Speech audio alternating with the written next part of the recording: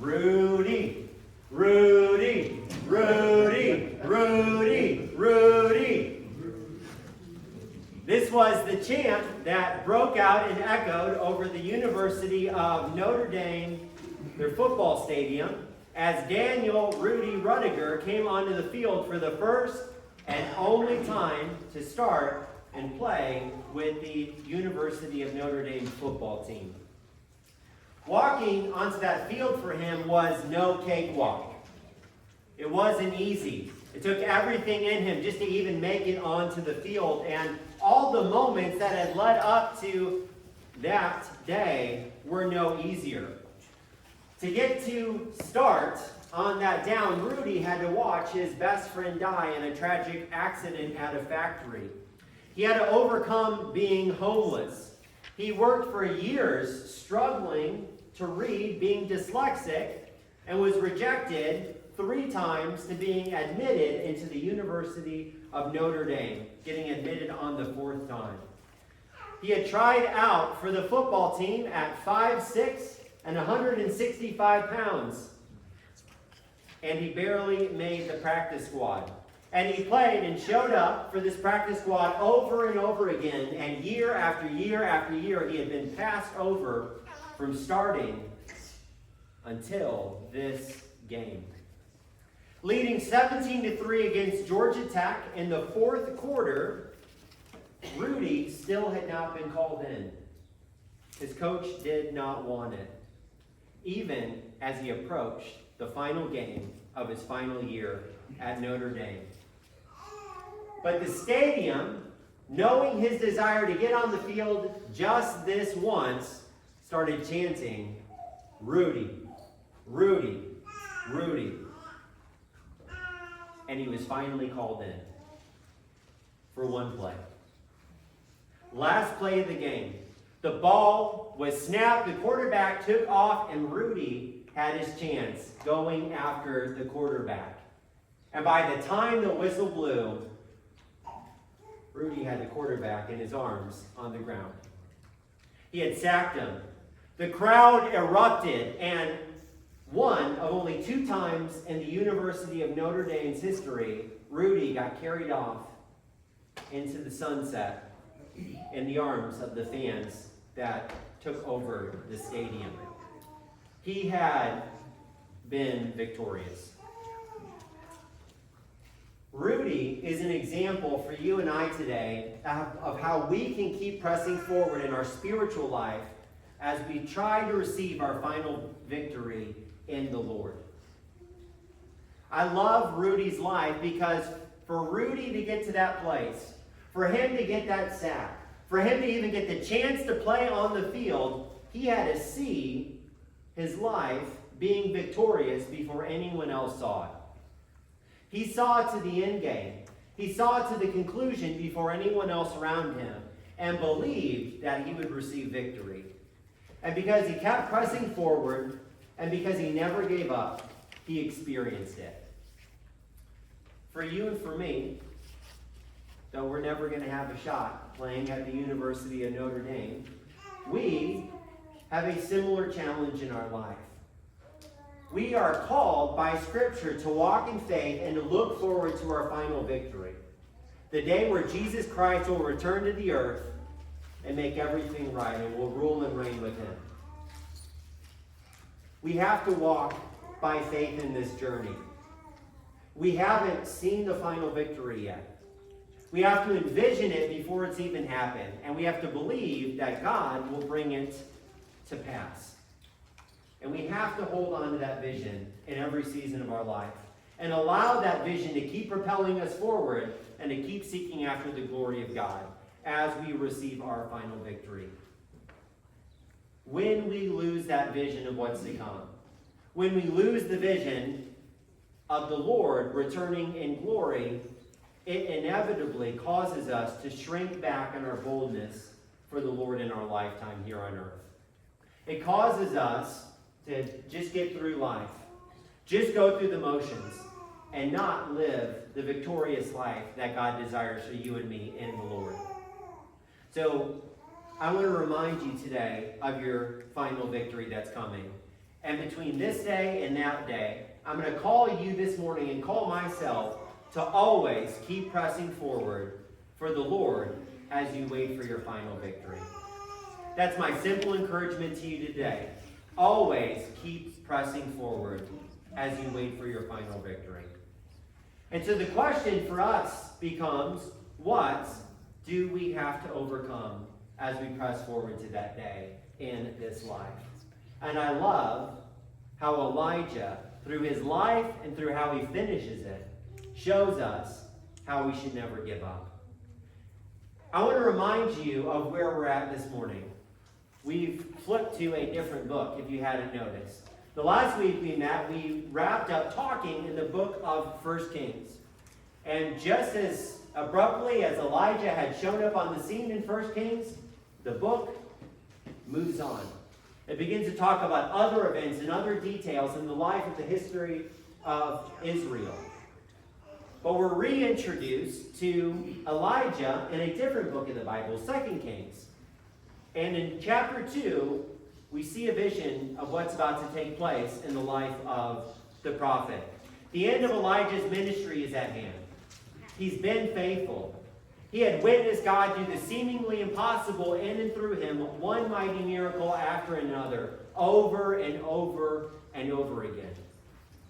He had been obedient to the will and the word of God. And Elijah had done all of this when his back was constantly against the wall. This was never easy for him. People were always out to get him.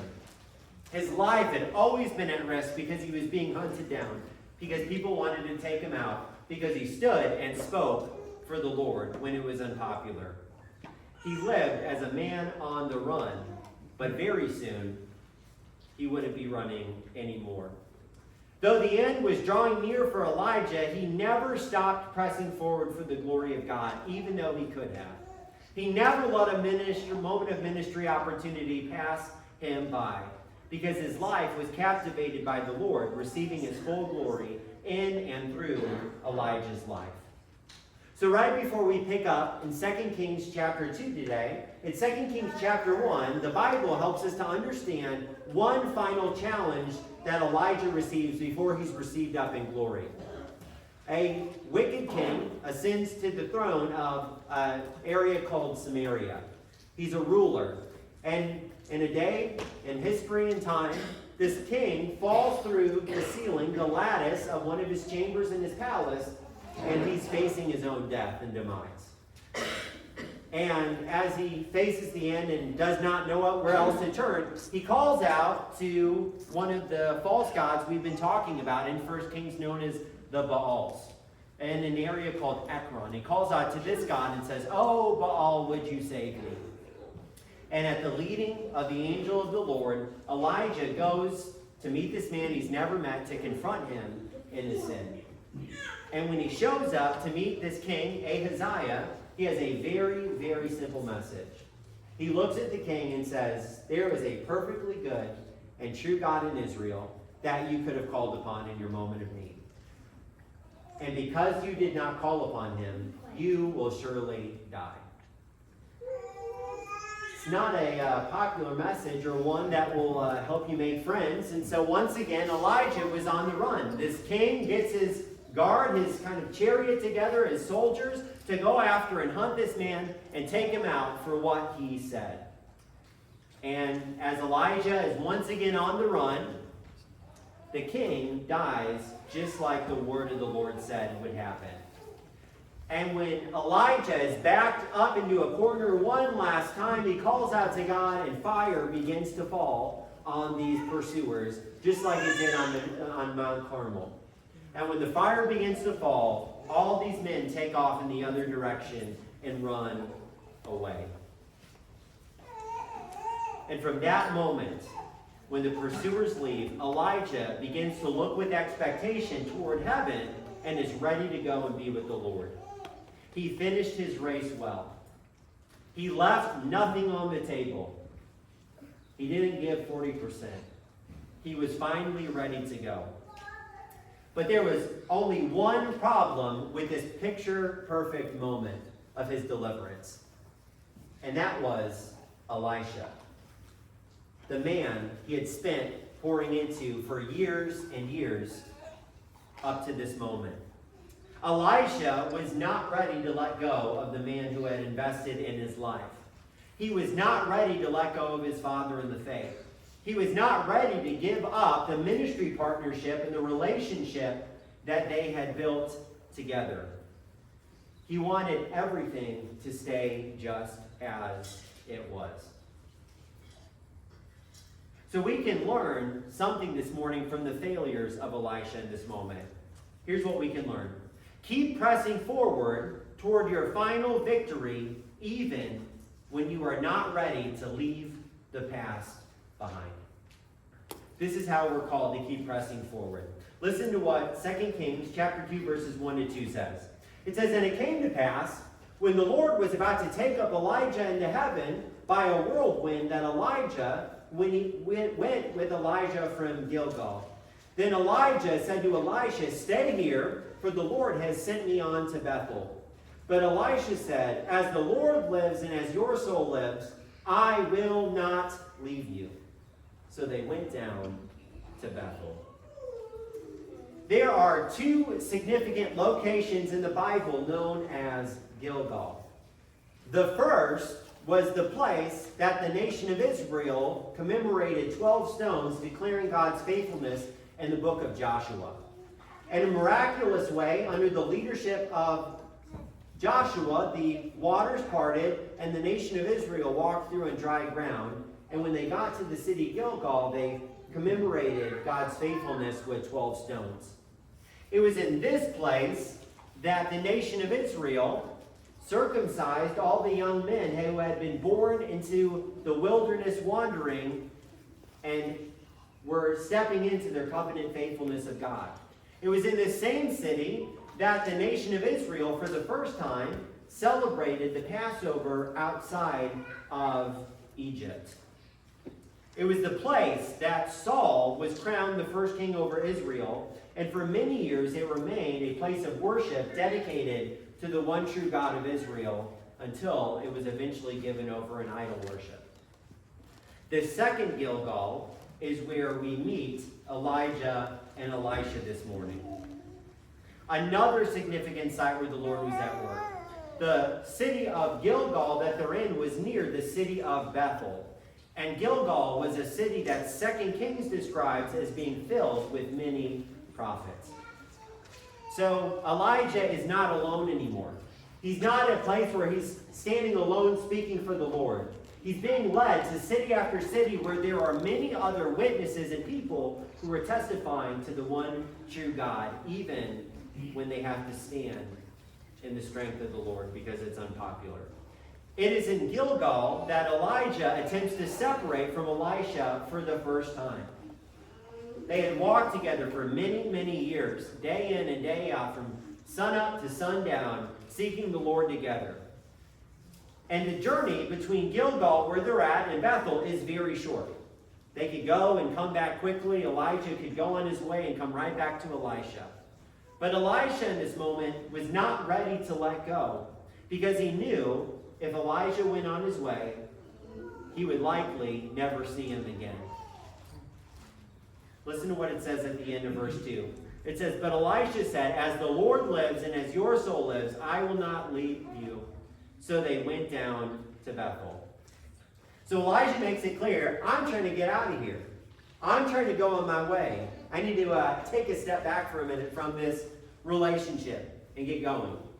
But Elisha was not ready to give up. He was undeterred, and so he forced his way to follow Elijah.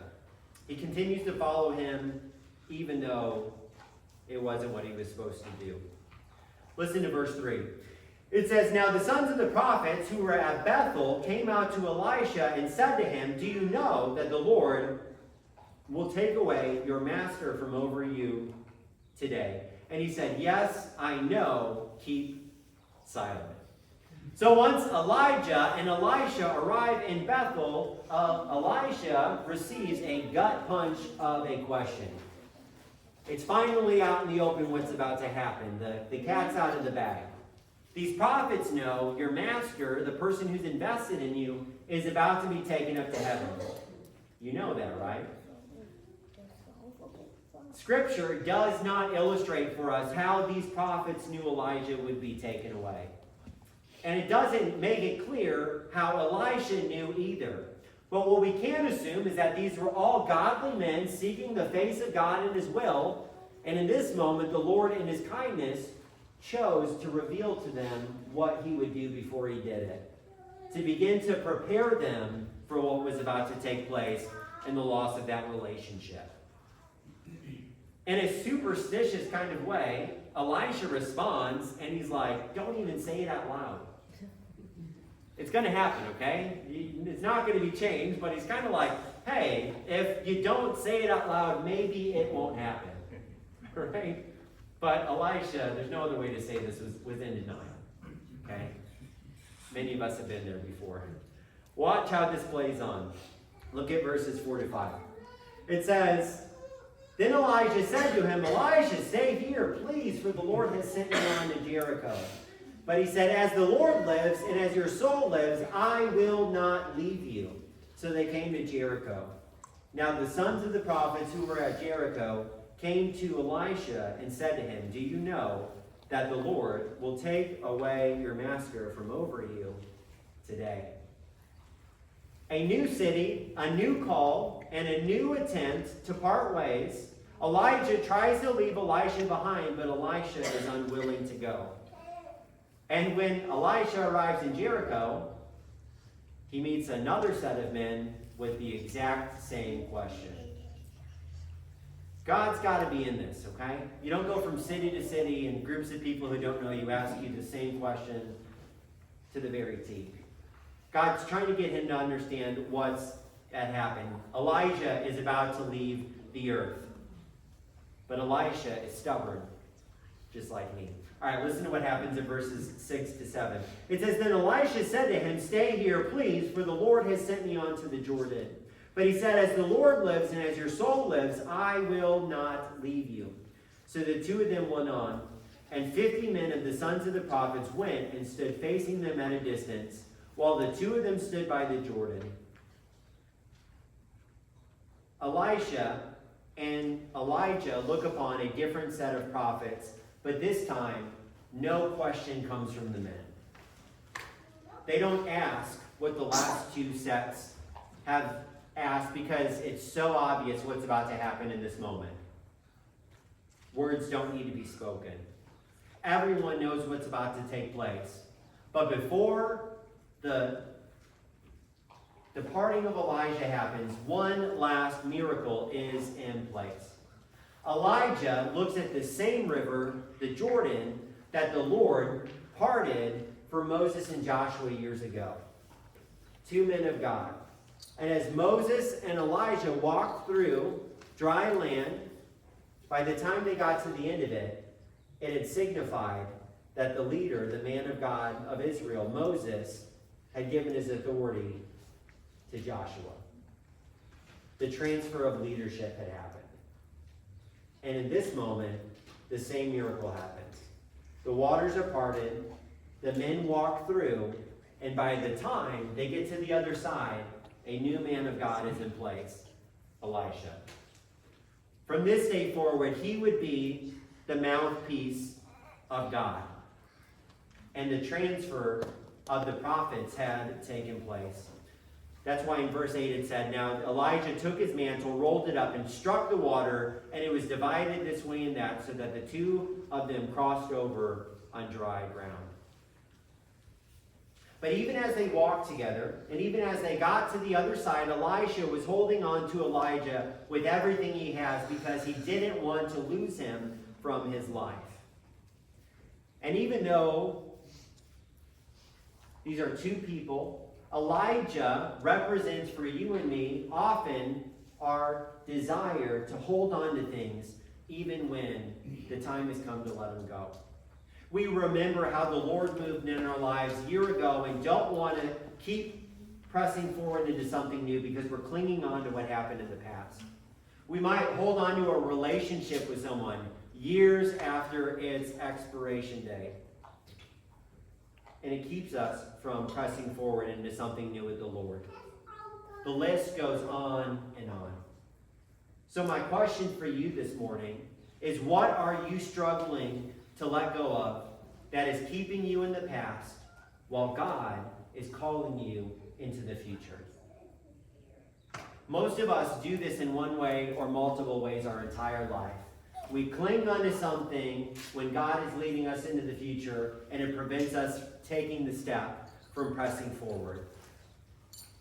Whatever the answer to that question may be for you, my encouragement would be, let it go. Whatever you're holding on to, whatever is preventing you from moving forward in your walk with the Lord, let it go and take the next step. Because you would be amazed what God can do in you and through you if you're willing to take it. Listen to what verse 9 says. It says, "And so it was when they had crossed over that Elijah said to Elisha, 'Ask, what may I do for you before I am taken away from you?'" There's been a lot of questions that Elijah has posed in 1 Kings and 2 Kings that we've studied. But this is the most important by far. This question represents a call upon our life that we all have.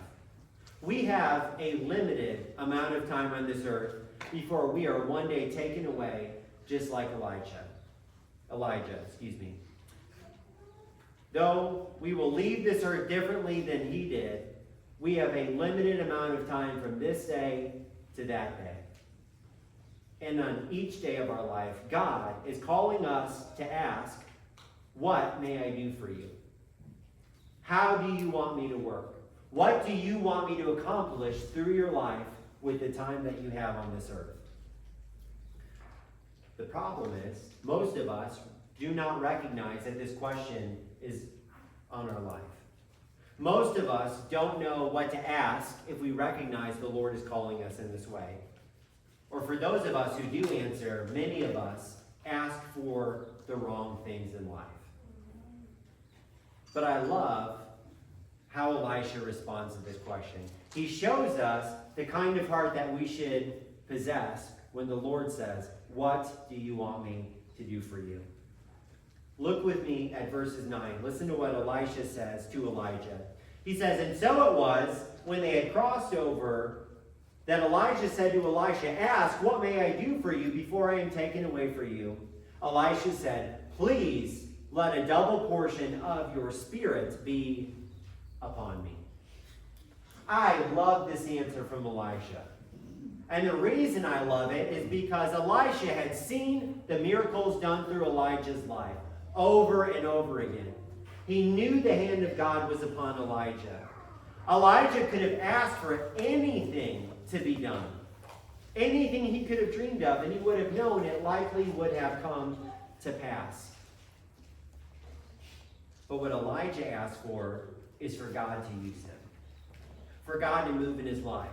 He asked to be used for the glory of the Lord in a mighty way.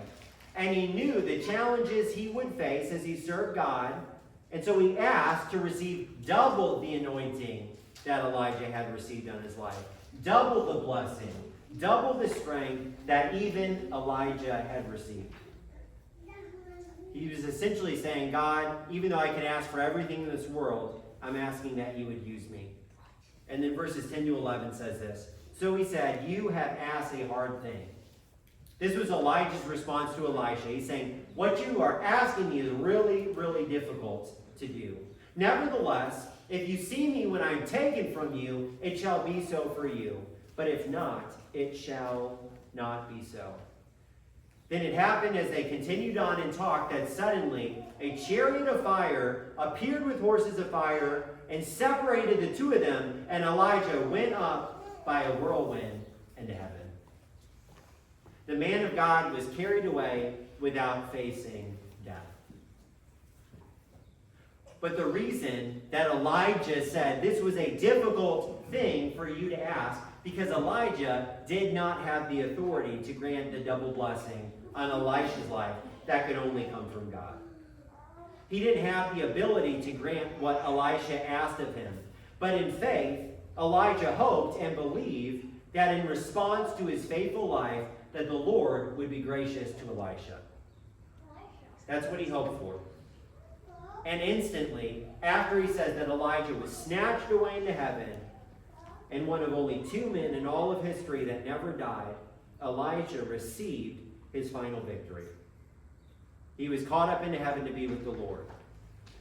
He was blessed for his faithfulness in this life because he kept pressing forward. But the problem was, immediately after this moment, Elisha was left all alone. So here's my second encouragement to you this morning. Keep pressing forward toward your final victory, even when you have to do it all alone. Even when you have to pave the way and no one else around you is doing it. Even when people leave your life and you have to keep putting one foot in front of the other. Never give up. Listen to verses 12 to 14. It says, "And Elisha saw it, and he cried out, 'My father, the chariot of Israel and its horsemen.' So he saw him no more, and he took hold of his own clothes and tore them in 2 pieces. He took up the mantle of Elijah that had fallen from him and went back and stood by the bank of the Jordan. Then he took the mantle of Elijah that had fallen from him and struck the water and said, 'Where is the Lord God of Elijah?' And when he had struck the water, it was divided this way and that, and Elisha crossed over." This is a difficult text to understand. Many people throughout history have read this and believed that Elisha called Elijah his father as he was carried away into heaven.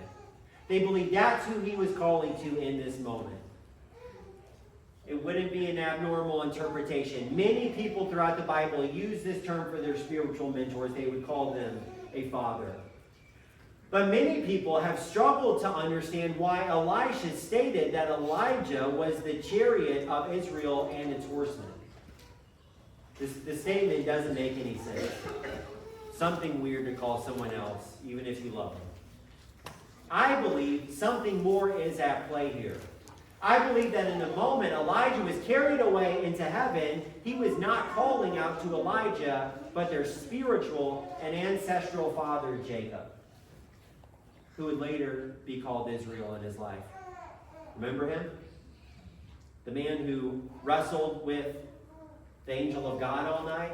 Not far from the ground where they stood in this moment, where Elijah had been whisked away into heaven, Isaac's name had been changed from Jacob to Israel after wrestling with an angel of the Lord all night.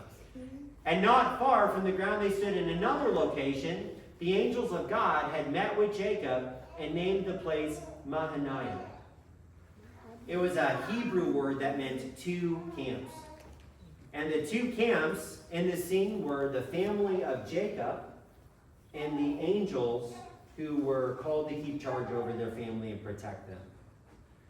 And so in this moment, what Elijah was screaming out and saying to the world is, I'm literally watching the angels who watched over Jacob carry away Elijah into heaven before my very eyes in a chariot of fire. And in this moment, he's crying out and in a way declaring the faithfulness of God, saying the same God who protected Jacob and every generation from that point is protecting the man of God as he goes up into heaven. And he's declaring God's faithfulness and his goodness. But for those of you who are emotionally wired in the room, things change really quick. Okay? He's logically saying, God, you are good, and the next moment he's screaming out and tearing his clothes. Okay? The Bible calls this rending your garments, tearing them in 2. Because he's thinking, God, you are good, but like my heart is being torn out of my chest.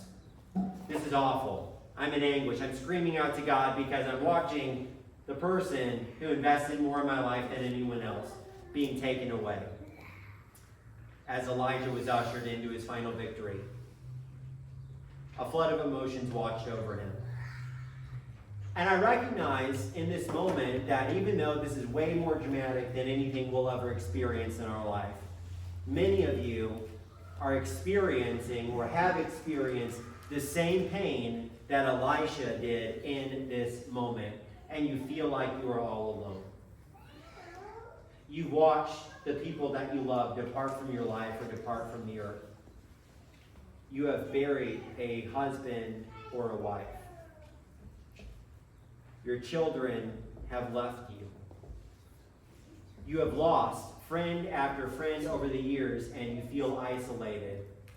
And though you may not have the strength or the desire to do it, you feel over and over again in your life that you're rending your garments. I want to remind you this morning, you are never truly alone. Even when you don't feel the Lord with you, you are never truly alone. And you never know who God has for you right around the corner to bring into your life, to uplift you when you least expect it. Immediately after this moment, Elisha receives encouragement from other prophets who recognize his authority and desire to follow the Lord. Elisha had no idea that would have been waiting for him. He was prepared to follow the Lord, even if it meant walking that road alone. So keep pressing forward, even if you feel alone. Even if you don't have anyone else to lean on.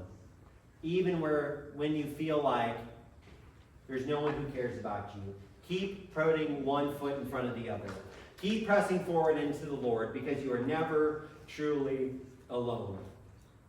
And as you press forward to your final victory, be expectant of who God can bring into your life. And then finally this morning, keep pressing forward toward your final victory, even when the circumstances are not ideal. Listen to verses 15 and 16. It says, "Now when the sons of the prophets who were from Jericho saw him, they said, 'The spirit of Elijah rests on Elisha.'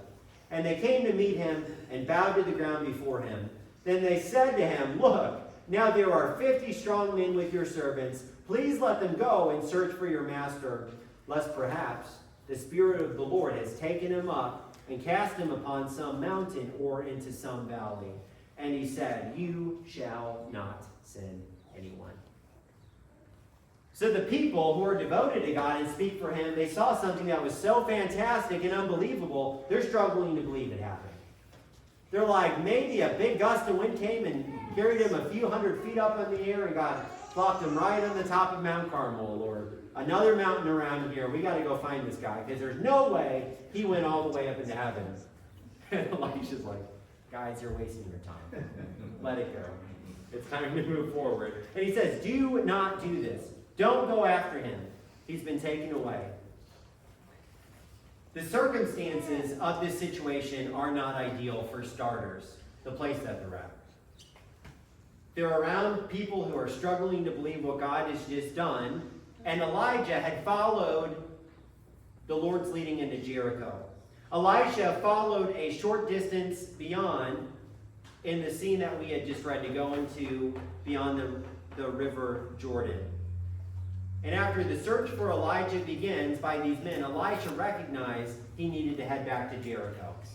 He's like, "This is a wasted time. I'm going to go back to the city and wait for them to come back with their tail between their legs." That's literally what he's doing.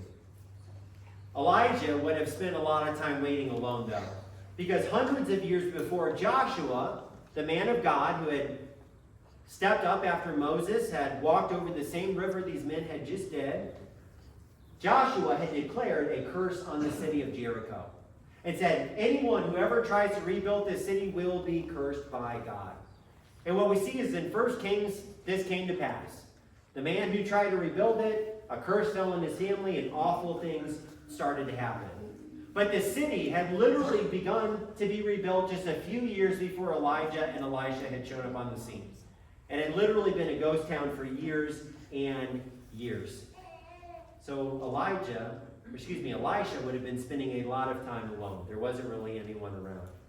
And even worse in the setting, all of these men that we just read about that are going to seek after Elijah meaninglessly had potential. They saw that the Lord had his hand on the life of Elijah, but they were still missing the mark.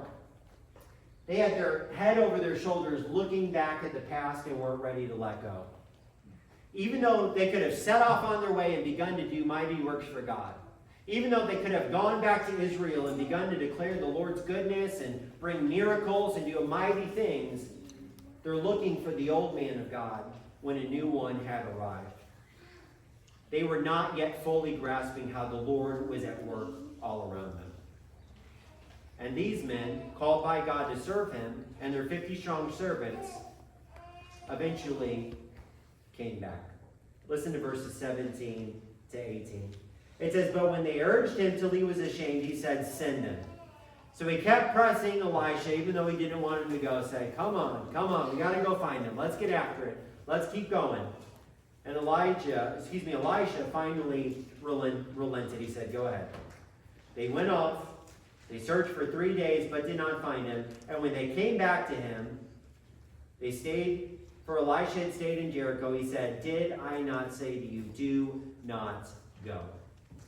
So when they come back, after doing what they shouldn't have done, Elisha rebuked the men for wasting their time to avoid less than ideal circumstances that were around them, rather than them choosing to push through and seek after their final victory in the Lord as they help the mission of God continue to go forward. You and I spend much of our lives doing the same thing. We complain about or avoid the circumstances of our lives that we find ourselves in, even if they're not ideal, rather than choosing to push forward into what God may be calling us into. We are surrounded by people at times that don't like us, so we get discouraged. We unexpectedly lose a job, so we stop aspiring for great things. We receive an unexpected health diagnosis, and we begin to count down the days until our life is over. The glory of the gospel of Jesus Christ doesn't cause us to overlook or minimize the pain that I just shared about that we will experience in those moments of our life. It doesn't free us to diminish the challenges that we will walk through. But the gospel instead calls us to keep pressing forward in the midst of challenge to the day where we will experience an eternity with God. And the reason that we can keep pressing forward toward our final victory is because of the hope, the faith, and the purpose that the life, the death, and the resurrection of Jesus Christ gives us. This is the reason that we can keep pressing forward, because of his power at work in us. Our final victory is the day when the one who faced death on the cross, rose from the dead, and ascended into heaven just like Elijah, will one day return to create a new heaven and a new earth where we will live and reign forever and ever. This is our final victory. So until the day he comes again, we must keep pressing forward even when we're not ready to leave the past behind. We must keep pressing forward when we have to do it all alone. And we must keep pressing forward even though our lives at times will not be ideal. Because he lived, because he died, and because he rose again, we can keep pressing forward.